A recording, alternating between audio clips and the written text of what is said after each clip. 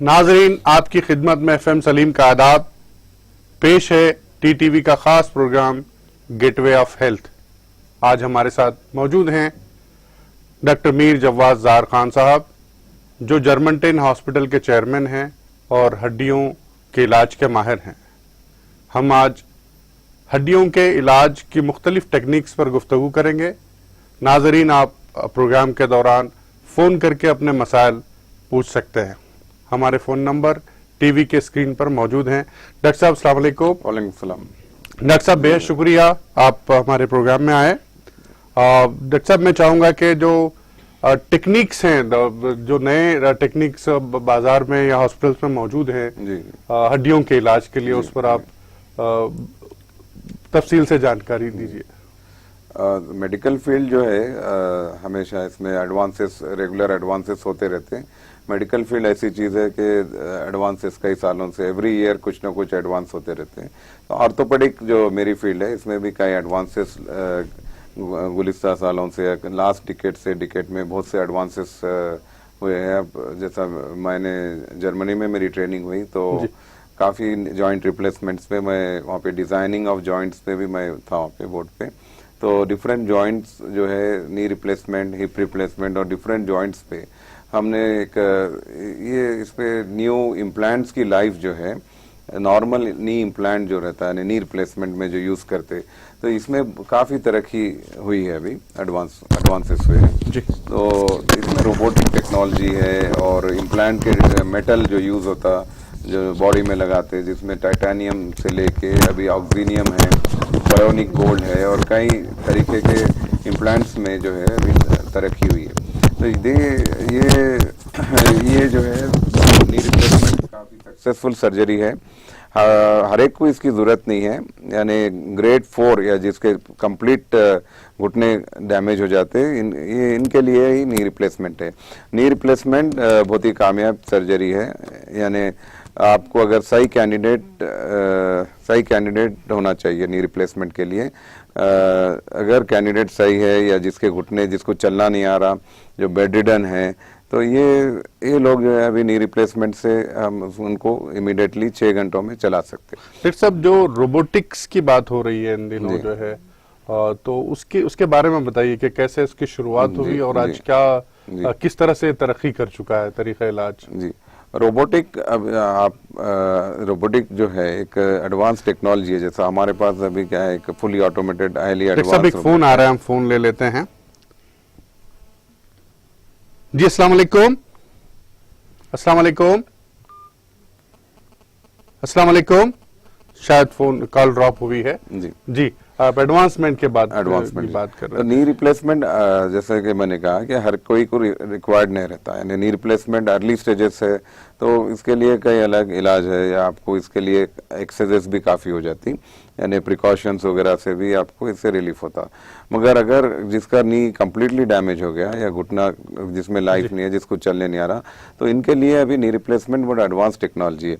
मगर अभी भी कई लोगों में यानी मोर देन 90% नी रिप्लेसमेंट से घबराते हैं। नी रिप्लेसमेंट लोग घबरा जाते हैं कि नी रिप्लेसमेंट करने से क्या है, वो कॉम्प्लिकेशन होगा। ये जो है पास्ट एक्सपीरियंस है, जो पहले की टेक्नोलॉजी को कंपेयर करके लोग जो है घबरा जाते हैं। यानी अब हमारे पास जर्मनटेन में हम कई ऑपरेशंस 100% सक्सेस कर रहे हैं, और मैं जो भी नी रिप्लेसमेंट जिसको जरूरत है उसको ही करना है। पहली बात जी, तो जी, जी। अगर सपोज कोई चल नहीं सक रहे हैं, तो इनको नी रिप्लेसमेंट एक नई जिंदगी दे सकता है, यानी मोबिलिटी आ जाती। यानी वो लोग जो है व्हील चेयर पे बैठे हुए या जो है चेयर पे बैठे हुए लाइफ लॉन्ग, यानी 50-60 साल में भी आप चल नहीं सकते। सब एक फोन आ रहा है, हम फोन ले लेते हैं। जी, अस्सलाम वालेकुम। जी, बताइए, आपका नाम बताइए। जी, मेरा नाम मोहम्मद सईद है। जी, बोलिए, क्या आपको डॉक्टर साहब से क्या पूछना है?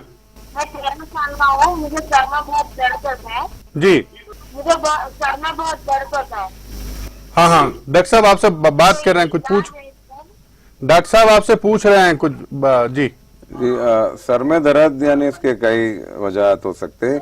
सर में दर्द, क्या उम्र है आपकी? आपकी उम्र क्या है? आपकी टीवी की आवाज कम कीजिए, आप वॉल्यूम कम कीजिए। 13 साल। 13 साल है। 13 साल सर में दर्द नहीं, आप डॉक्टर को कंसल्ट करना चाहिए। बेटर है आप एक जनरल फिजिशियन या पीडियाट्रिशियन को बताइए, क्योंकि सर में दर्द कॉमन नहीं है वो एज में। एक बार आप बेहतर है कि एक बार आप बता लें पीडियाट्रिशियन या जो भी एक डॉक्टर को कंसल्ट करें। जी डॉक्टर साहब, कॉल ड्रॉप हो गई है। तो हम ये बात कर रहे थे कि रोबोटिक्स में जो एडवांस इलाज हैं उससे लोग घबरा भी जाते हैं।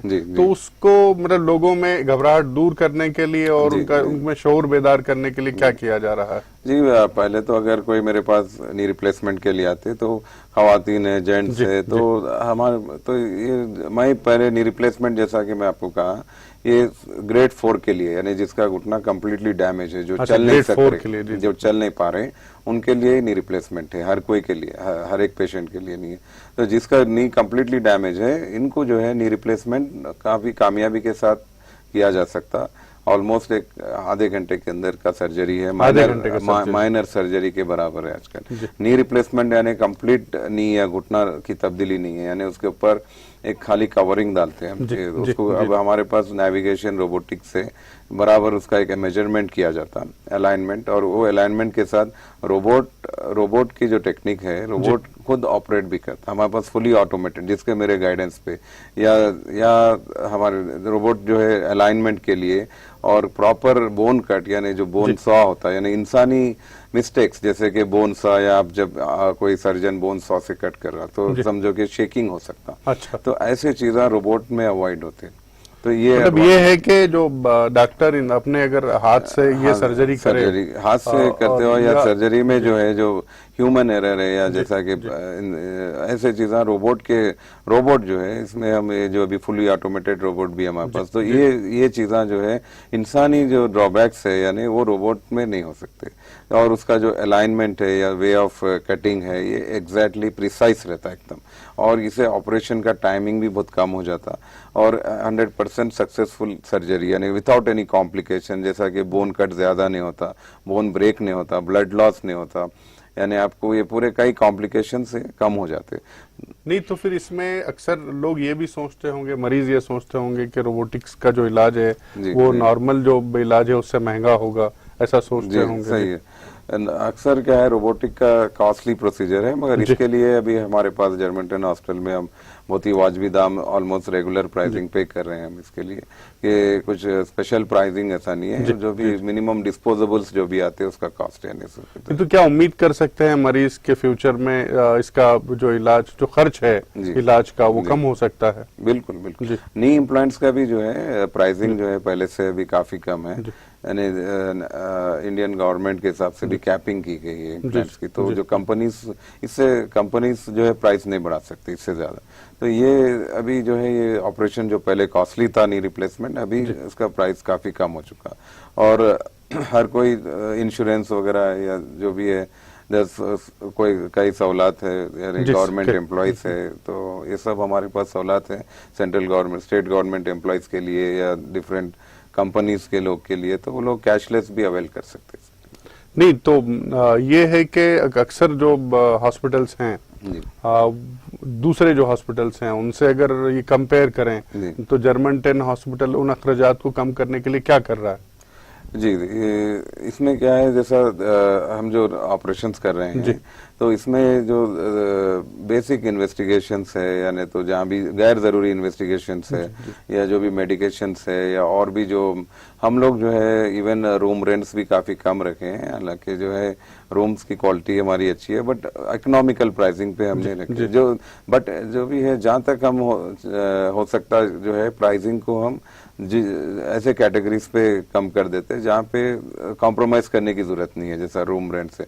बट इम्प्लांट और क्वालिटी यानी उस पे कॉम्प्रोमाइज नहीं कर सकते, वो अच्छा रहना चाहिए। अच्छा, नहीं तो रोबोटिक्स का इलाज सिर्फ नी रिप्लेसमेंट में ही होता है, या फिर और किन किन जो हड्डियों का कौन सा ऐसा इलाज है जिसमें रोबोटिक्स का इस्तेमाल? जैसा हमारे पास mainly knee replacement, hip replacement, joint replacement के लिए है। अब जैसा स्पाइन सर्जरी के लिए हमारे पास स्पेशलाइज एंडोस्कोप और माइक्रोस्कोप वगैरह भी मौजूद है।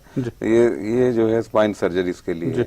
तो फिलहाल हम ये स्पेशलिटी में हमारे पास है। अब ऐसा रोबोटिक का अभी यूरोलॉजी वगैरह दूसरे प्रोसीजर्स में भी है, बट अभी जर्मनटन में हम जो है highly advance robot knee replacement और जॉइंट के लिए इंट्रोड्यूस करे पूरा।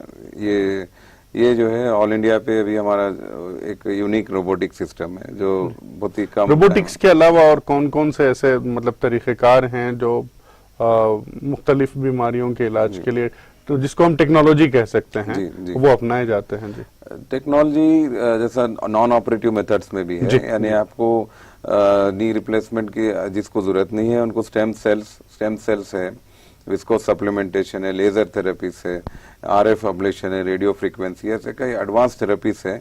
अभी अक्सर मेरे पास पेशेंट्स जो है बैक पेन या नी पेन से ऐसे पेशेंट आते हैं जो कई सालों से गोलियां खा रहे हैं, तो इनके लिए ये सोल्यूशन नहीं है कि वो खाली टैबलेट खाते जाए या पेन किलर्स लेते गए। पेन किलर से जो है किडनी डैमेज होने का चांस है, पेन किलर से किडनी डैमेज। तो मेरे पास जो भी पेशेंट आता, मैं पेन किलर्स एडवाइस नहीं करता हूँ, कुछ परमानेंट सोल्यूशन यानी लॉन्ग लास्टिंग सोल्यूशन चाहिए। इधर आपको बैक पेन है या नी पेन है, तो इसको जो है एक डॉक्टर साहब, कई सारे लोग हैं जो बार बार कहने के बावजूद कि उनको पेन किलर नहीं खाना चाहिए, ज्यादा पेन किलर नहीं खाना चाहिए, जब डॉक्टर अगर इजाजत दें या डॉक्टर कहें कि भाई ये इतनी मिकदार में वो खाना चाहिए, इसके बावजूद वो मतलब ये अक्सर जो रिपोर्ट्स आती हैं कि ज्यादा पेन किलर लोग खाते हैं। जी, ये पेन किलर्स जो है मजबूरी में, यानी जब पेन ज्यादा हो जाता तो मजबूरी में खाना पड़ता, मगर ये बिल्कुल नहीं करना चाहिए। आप पेन किलर्स खाते गए तो उससे आपकी किडनी डैमेज हो जाती तक।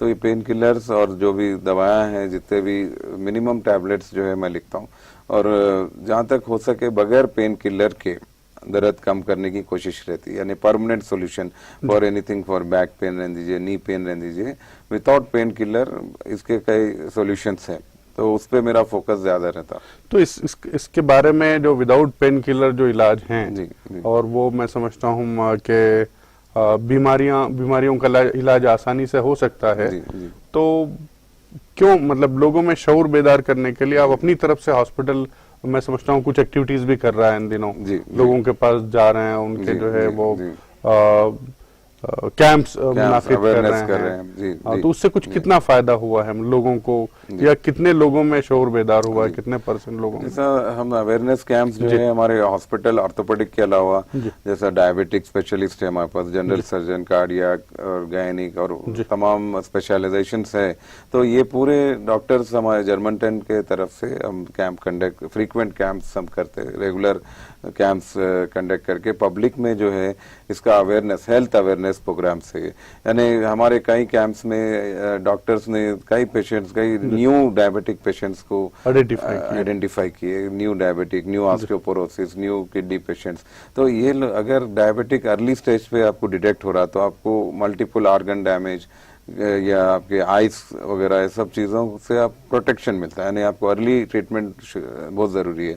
तो कैंप्स का ये फायदा है कि आप कई मेडिकल कंडीशंस जो लोगों को नहीं मालूम रहता, बीपी है, blood pressure, simple blood pressure जो है आपको अगर टाइमली आप अगर डिटेक्ट करें तो फ्यूचर में इसके जो है कार्डियक प्रॉब्लम्स या हार्ट पे इफेक्ट जो है, ये सब चीज़ों से आप जो है बच सकते हैं। जी बिल्कुल। तो कैंप्स हॉस्पिटल से हमारे पास कई डॉक्टर, सीनियर डॉक्टर्स है, जूनियर लेवल पे डॉक्टर्स है, रेगुलर कैंप्स हम कंडक्ट कर रहे हैं हेल्थ अवेयरनेस प्रोग्राम्स के लिए। तो एक तो ये हो गया कि हम कैंप रख के जो है वो लोगों को बाशऊर कर सकते हैं, उनको ये बता सकते हैं कि भाई आप अपनी बीमारियों का इलाज आसानी से कर सकते हैं, आप इसके बजाय कि आप पेन किलर्स खा के अपनी मतलब और तबीयत खराब कर लें। तो और मतलब कैंप जब एक बार आइडेंटिफाई हो जाता है तो वो उसको राजी करने में कितनी मशक्कत करनी पड़ती है डॉक्टर को कि भाई आप इलाज कर सकते हैं? जी, एक बार एक मेन थिंग क्या है, डायग्नोसिस है, यानी आपको अभी किसी को कुछ प्रॉब्लम है या हेल्थ प्रॉब्लम है, अगर उनको हम आइडेंटिफाई कर रहे हैं कि आपको ये प्रॉब्लम है, तो इसके बाद जो है डेफिनेटली कि उनको हम एक इलाज उनको बताते कि ये चीज़ के लिए आप क्या क्या प्रिवेंटिव मेजर करना चाहिए, और इसके साथ ना केवल आप मेडिकेशंस के साथ आपको जो है प्रिवेंटिव मेजर्स भी बहुत इंपॉर्टेंट है।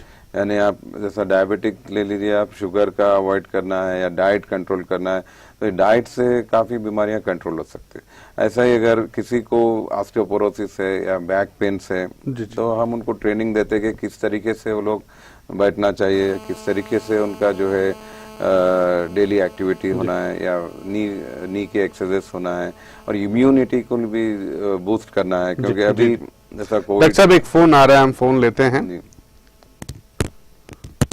जी अस्सलाम वालेकुम। वालेकुम अस्सलाम रहमतुल्लाहि बरकातहू। जी क्या अब जो टीवी पे जो चल रहा घुटने के ताल्लुक से। जी जी क्या नाम है आपका? मेरा नाम मोइनुद्दीन जी कर्नाटक गुलबर्गा। अच्छा, गुलबर्गा से आप बात कर रहे हैं। जी आप जी मैं यहाँ आया हूँ, मेरी बच्ची रहती है यहाँ। अच्छा जी, यहाँ आया हूँ तो यहाँ टीवी पे चल रहा है आपका प्रोग्राम घुटने के ताल्लुक से। जी जी तो वो किसको बताना, कौन सा दवाखाना? आप यहाँ डॉक्टर साहब, डॉक्टर मीर जवाद जार खान साहब मौजूद हैं। वो जर्मनटेन हॉस्पिटल के चेयरमैन हैं। वो आपसे खुद बात कर रहे हैं, आप उनसे बात कीजिए डॉक्टर साहब। आप उनसे बात करना है तो क्या हाँ, अभी डॉक्टर साहब आपसे बात कर रहे हैं, देखिए टीवी पे मौजूद हैं। जी हाँ है। जी जी बताइए जी डॉक्टर साहब। जी जी बोलिए, आप क्या प्रॉब्लम है आपको? आपको क्या तकलीफ है आपको? जी जी जी नहीं, आपको क्या तकलीफ है? घुटने में दर्द है या? घुटनों में तकलीफ है मेरे को। अच्छा अच्छा, जी जी। क्या उम्र है आपकी? आपकी उम्र क्या है? उनसे जी आपकी उम्र क्या है? उम्र 84।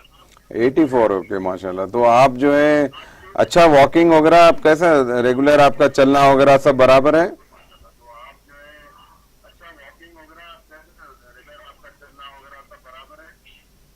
और चलना है बराबर। जी जी मेरे को नहीं कुछ। ठीक है। तो ये घुटने का दर्द तो एक एज के बाद घुटने का दर्द आम है, वो हर कोई को आता हो।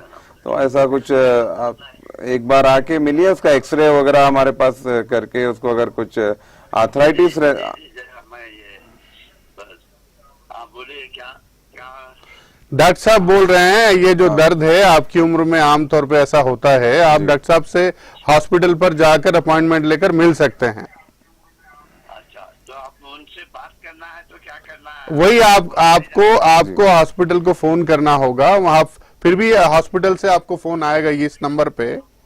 जी अच्छा, हम ये भी कोशिश कॉल कर कर सकते हैं कि हॉस्पिटल से आपको कॉल करवा दें, ठीक है जी अच्छी बात है। जी। बेहद शुक्रिया आपका, ठीक। बेहद शुक्रिया। मैं गुलबर्गे से आया हूँ यहाँ जी, पर जी, जी, पास हूँ। जी जी मेरे को तकरीबन 6-7 साल से घुटनों में दर्द है। जी जी ठीक है। जी इंशाल्लाह कम हो जाएगा जी, देख हाँ इंशाल्लाह कम हो जाएगा जी। हाँ, तो वही जरा डॉक्टर साहब से बात करना है या मिलना है तो क्या है? बिल्कुल बिल्कुल इंशाल्लाह। या आप भी फोन कर सकते हैं हॉस्पिटल को, या फिर हॉस्पिटल से भी आपको फोन आ सकता है, ठीक। कॉल कर। अच्छा, बेहद शुक्रिया आपका, बेहद शुक्रिया कल तो इतवार है। जी। आप पीर के दिन फोन आएगा, ठीक अच्छा अच्छा। जी। तो ये कौन से एरिया में? ये अतापुर पे है, मेहंदीपट्टनम से कुछ करीब है। मेहंदीपट्टनम के करीब है। जी अच्छा। जी जी जी हाँ हाँ ठीक है साहब। जी, शुक्रिया जी, शुक्रिया जनाब, मेरे को। हाँ? शुक्रिया, या बेहद तो शुक्रिया। प्रोग्राम या उधर से आंदे फोन हो या तो इधर से मेरा फोन, और ये नंबर पे फिर मैं कर सकता हूँ ना आपको? नहीं आपको फोन आएगा, आप घबराइए नहीं। पूरा पेशेंट सेंट्रिक अप्रोच, यानी पेशेंट को एंट्री टू एग्जिट खुश रहना, यानी उनको इलाज के लिए जो भी पेशेंट एक तकलीफ में आता है तो हमारा हमेशा ये कोशिश है कि उनको बेस्ट से बेस्ट हम उनको इलाज के साथ अलावा दूसरे पूरे सहूलत भी दें। जी, तो डेट कंफर्टेबल रहे कि इलाज कर लीजिए, इलाज करा के जो है they have to feel happy कि वो लोग हमारे पास विजिट कर रहे हैं इतने हॉस्पिटल्स छोड़।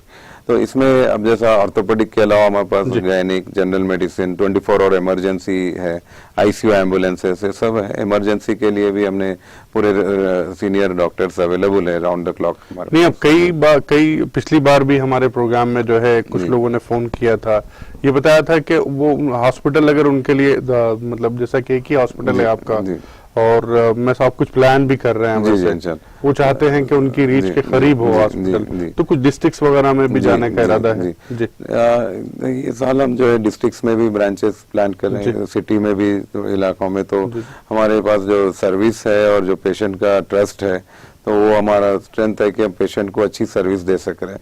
तो वो बेसिस पे हम जो है और भी ब्रांचेस देके और भी दूसरे एरियाज पे हम हमारी जो खिदमत या सर्विस देना कहीं कोई डिस्ट्रिक्ट आपने आइडेंटिफाई किया, पहचान की है? अभी ये साल इंशाल्लाह हमने डिफरेंट डिस्ट्रिक्ट्स तेलंगाना और सराउंडिंग कर्नाटका, महाराष्ट्र इधर भी देख रहे हैं। तो हम लोग को सिटी में भी जो है ये एक अच्छी सर्विस है और लोगों को एक इकोनॉमिकल प्राइसिंग पे इलाज जो है और एडवांस टेक्नोलॉजीज जो है, जो जर्मन बेस्ड टेक्नोलॉजीज हमारे इंटरनेशनल टेक्नोलॉजीज से ये एक अफोर्डेबल कॉस्ट यानी आम आदमी के लिए जरा रीच में जो है रीजनेबल रीच पे हम इसको प्लान कर रहे हैं। डॉक्टर साहब, जैसा कि आप हम इससे पहले भी हम लोग मुख्तसर सी गुफ्तगू उस पर कर चुके हैं, जर्मन जो टेक्नोलॉजी है उसमें और जो दूसरे टेक्नोलॉजीज हैं उसमें यकीनन कुछ फर्क होगा, जैसा कि आप अफोर्डेबल बोल रहे हैं, तो कुछ किस तरह से हम कह सकते हैं कि वो अफोर्डेबल है और बहुत क्या कह सकते हैं भरोसेमंद है? जी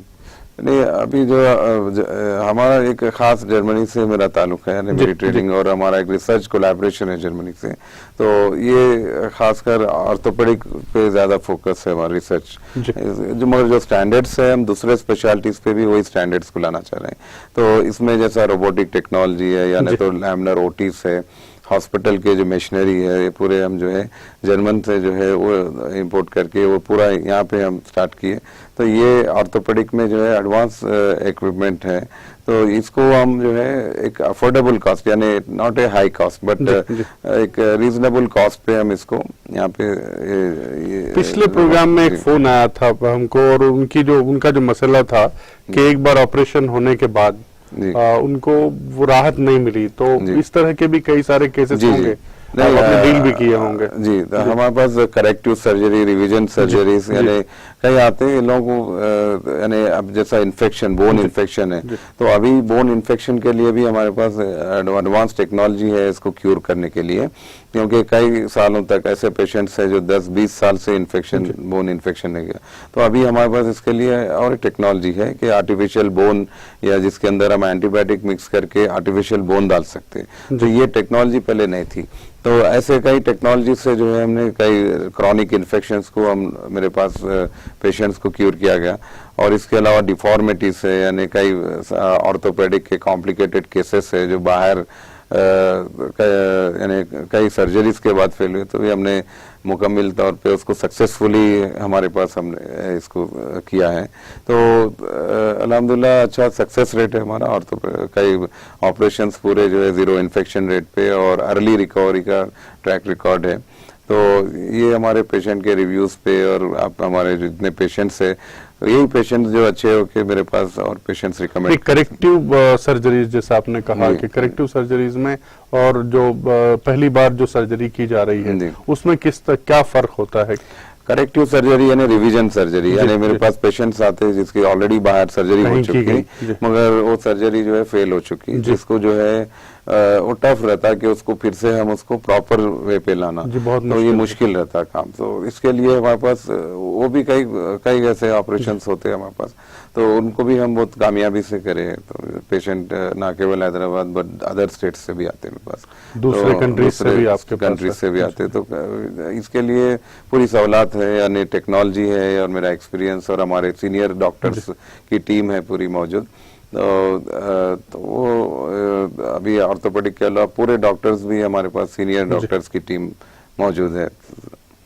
नहीं तो डॉक्टर साहब, जो करेक्टिव सर्जरीज जो होते हैं, अब पिछली बार एक फोन और भी आया था हमको कि उसको शायद फिजियोथेरेपी सही नहीं होने की वजह से जो मसाइल हुए होंगे या कुछ अगर वो प्रैक्टिस कर ले कुछ या कुछ ऐसे तरीक़ेकार भी होंगे कि हम फिर से सर्जरी की नौबत ना आए?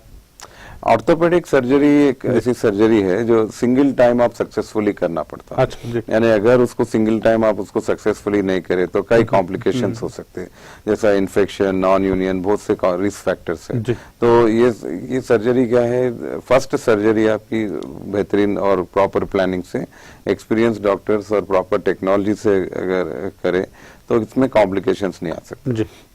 अगर कॉम्प्लिकेशंस आए वो तो बहुत प्रॉब्लम, पेशेंट को जो है उनको लाइफ लॉन्ग बहुत काफी सफरिंग होती, मुश्किल होती। तो अब हमारे पास अल्हम्दुलिल्लाह 100% हम पेशेंट्स को कामयाबी के साथ कर रहे हैं, तो ये कॉम्प्लिकेशंस नहीं आना। तो ये है कि इन्फेक्शन के लिए जो प्रिकॉशंस लेना है, लैमिनर ओटी से, डिस्पोजेबल से, पूरे हमें कॉम्प्रोमाइज उस पर नहीं करके हम हर एक फैसिलिटी को, हर एक चीज को प्रॉपर प्लानिंग से हम एग्जीक्यूट करते।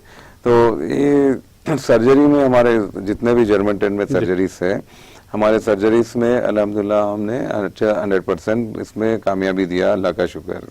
तो थोड़े चीज़ें हैं जैसा नर्सिंग केयर है या थोड़े फैक्टर्स है, यानी हमने वो भी अच्छे है, मगर कभी कभी थोड़े माइनर चीज़ें होते जो पेशेंट सेटिस्फेक्शन पे हो सकते हैं। But as far as surgical results पे आप इनको देखिए, हमारे रिव्यूज इंक्वायरी हमारे पास अल्हम्दुलिल्लाह 100% उसके लिए सक्सेस है। डॉक्टर साहब, एक बात अक्सर महसूस की जाती है कि कई लोग उनको बीमारी है, तकलीफ है, इसके बावजूद भी सर्जरी से घबराते हैं जी। और घबराहट की वजह से अपना दर्द भी नहीं बताते जी, जी। खास तौर पे ख्वातीन पे मैंने देखा है कि वो बहुत ज्यादा घबराते हैं, बल्कि हॉस्पिटल के नाम से ही घबराते हैं। तो ऐसे जो मरीज हैं उनको किस तरह से डील करना चाहिए, किस तरह से? पहली बात तो है कि हर कोई को सर्जरी रिक्वायर्ड नहीं है, यानी आप जिसी को बैक पेन है, समझिए डिस्क प्रॉब्लम है, तो 90% डिस्क प्रॉब्लम बगैर सर्जरी से क्यूर किए जा सकते हैं।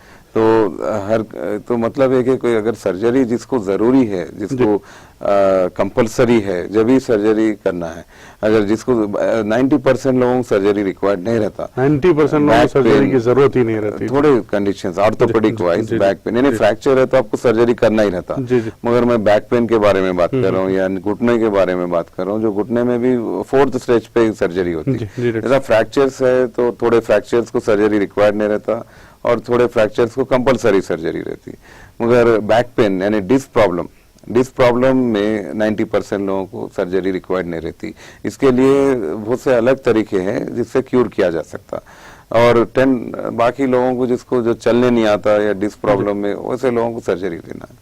तो पर्टिकुलर इश्यू पे सर्जरी यानी जिसको रिक्वायर्ड है, यानी उनको ही करना चाहिए। पर्टिकुलर प्रॉब्लम टू प्रॉब्लम अलग रहता है। मतलब ये है कि लोगों को अपनी घबराहट से बाहर निकलना चाहिए और अपना दर्द तकलीफ जो भी है वो पहले घर वालों को बताएं, फिर डॉक्टर से तो बिल्कुल नहीं छुपाना चाहिए। जी जी, जी। आप अक्सर ये होता है कि अगर आपको दर्द ज्यादा है तो आप कैसे भी आप डॉक्टर के पास जाते, तो वो टाइम पे जो है एक प्रॉपर काउंसलिंग और प्रॉपर डॉक्टर को भी देखना चाहिए कि प्रॉपर तरीके से पेशेंट को जरूरत है सर्जरी या नहीं है, यानी जरूरत है तो सर्जरी करना, नहीं है तो नहीं करना है। तो ये एथिकल प्रैक्टिस करना बहुत जरूरी है। डॉक्टर, आपने एथिकल प्रैक्टिस की बात की तो मुझे याद आता है कि पहले लोग बोलते थे कि डॉक्टर जो है अगर बात भी कर ले तो आधी बीमारी दूर हो जाती है। तो आज एक तरीका ये भी मतलब आज का जो सिस्टम है बिल्कुल अजीब दिख रहा है कि भाई डॉक्टर बात ही नहीं करते हैं।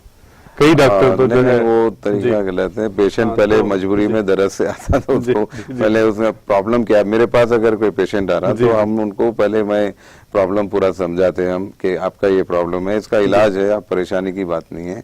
तो आपको जो है जब आपका प्रॉब्लम समझ में आ गया, इसका इलाज भी है और इसके लिए तो आपके माइंड में से एक टेंशन खत्म हो जाता है पेशेंट। तो ये बहुत जरूरी है कि पेशेंट को डॉक्टर्स प्रॉपर वे पे समझाए, अच्छी बातचीत होनी चाहिए, उनका प्रॉब्लम उनको काउंसलिंग दी जाए, उनको डर है कि ये मेरे को दर्द लाइफ लॉन्ग रहता, तो ऐसा नहीं है, उसको कहीं इलाज है। यानी आपकी प्रॉब्लम क्या है उसके बारे में जानकारी दे। अब जैसा बैक पेन किस लिए आपको आया है, क्या है आपका डेली एक्टिविटी, नी पेन किस लिए, इसका यानी कुछ भी प्रॉब्लम रहने दीजिए। इवन ऑर्थोपेडिक के अलावा आपको कुछ भी एनी अदर स्पेशलिटी, अगर मरीज को ये मालूम रहता है कि प्रॉब्लम किस लिए है, क्या चीज अवॉइड करना है और उसके प्रॉपर काउंसलिंग। मुझे लगता है कि समाज में कुछ ऐसी चीजें होती हैं जैसा कि किसी आदमी को किसी अपने काम की वजह से अगर बीमार उसको बैक पेन आता है, जी, तकलीफ जी, बढ़ जाती है, जी।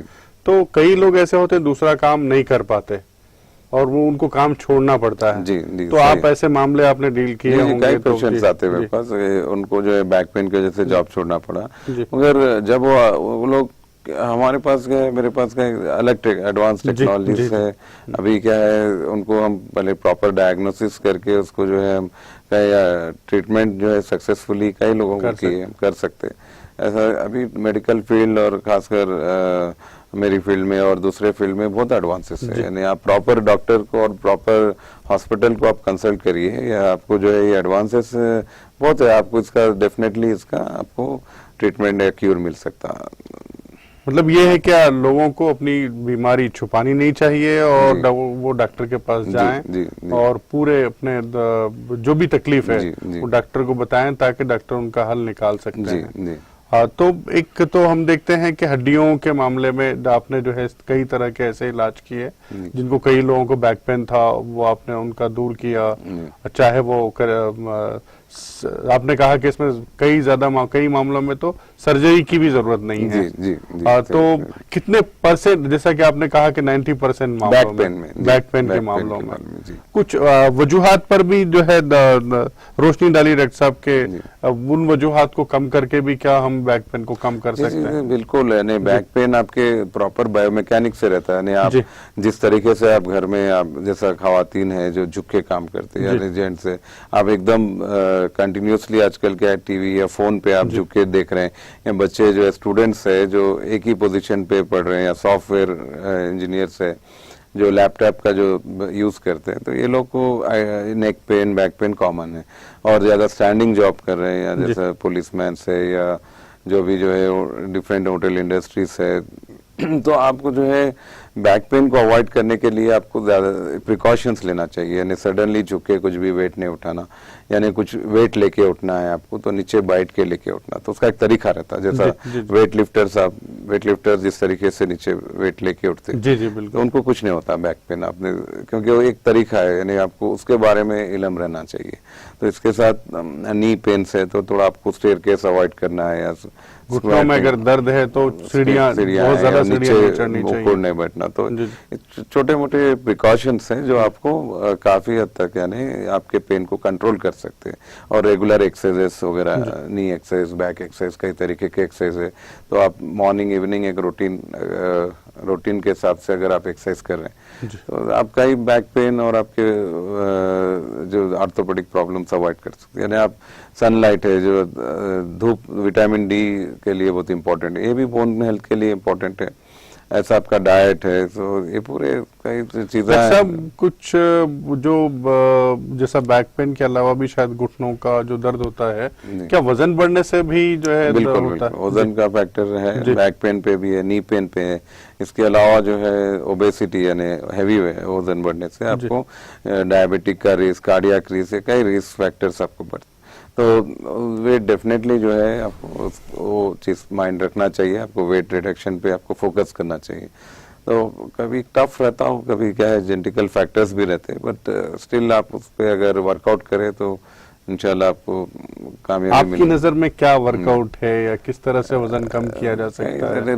रेगुलर एरोबिक वर्कआउट है, डाइट है, यानी carbohydrate diets, mainly carbohydrate rice, यानी तो जो भी कार्बोहाइड्रेट है, जो डाइटिशियन का एडवाइस अगर लिए तो कार्बोहाइड्रेट से वेट बहुत बढ़ता। तो रेगुलर आप एक डाइटिशियन का एडवाइस ले सकते हैं। रेगुलर वॉकिंग है, डेली एक हाफ एन आवर वॉकिंग भी बेनिफिशियल होती है।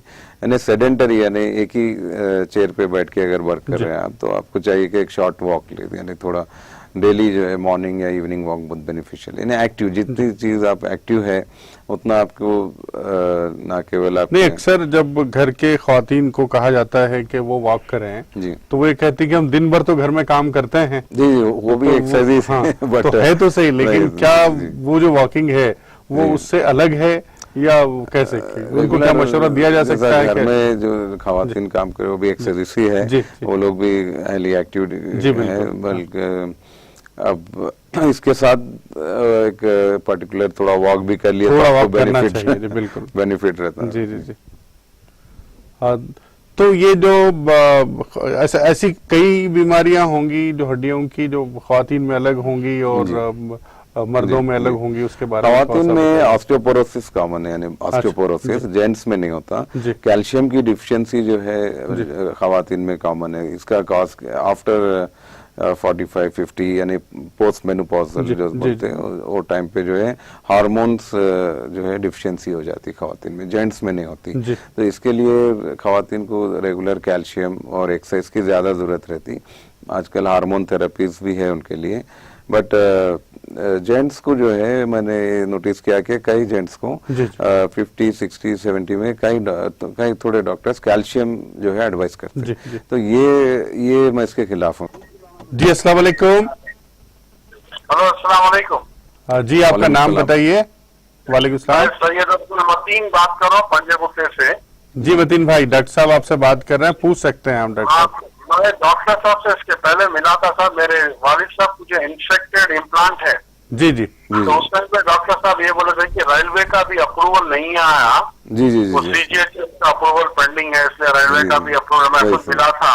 जी जी तो जी इसमें अगर कुछ फॉलो अप करना है CGHS से, रेलवे से कुछ जी, फॉलो अप जी, करना है जी। तो मैं खुद करूंगा साहब। डॉक्टर साहब के जी जरूर, बहुत सर्विस जी अगर कुछ CGHS में फॉलो करना है, जी, कहीं से बहुत- फॉर्मिंग कराना है या जी, रेलवे जी। के अंदर कुछ चाहिए। जी जी जी तो जी GM की जो सेक्रेटरी वो लेडी जो है हमारे क्लासमेट की वाइफ है, जी जी जी तो ऐसा कुछ चाहिए तो जरा जी जी, बहुत शुक्रिया आपका। आप दुआ की दरख्वास्त है। जरूर जरूर आप एक बार मेरे को कांटेक्ट करिए या मैं आपका नंबर लेता हूँ इंशाल्लाह। बहुत आप अच्छी बात की, आपकी मदद भी लेंगे। हम ये प्रोसेस चल रहा है हमारा रेलवेज और CGHS के लिए, आप उसमें हमारी मदद कर रहे हैं तो बहुत खुशी की बात है।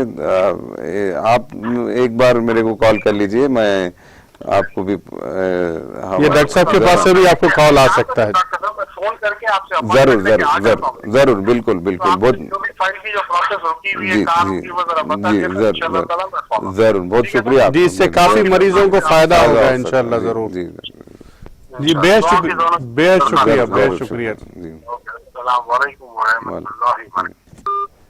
अब ये जो थोड़ा रेलवेज के शायद जी। हमारा प्रोसेस चल रहा है, ये जरूर बहुत जल्द जो स्कीम्स में इलाज होता है, जो जी, सही, गवर्नमेंट के सही, सपोर्ट से इलाज जी होता है। बिल्कुल।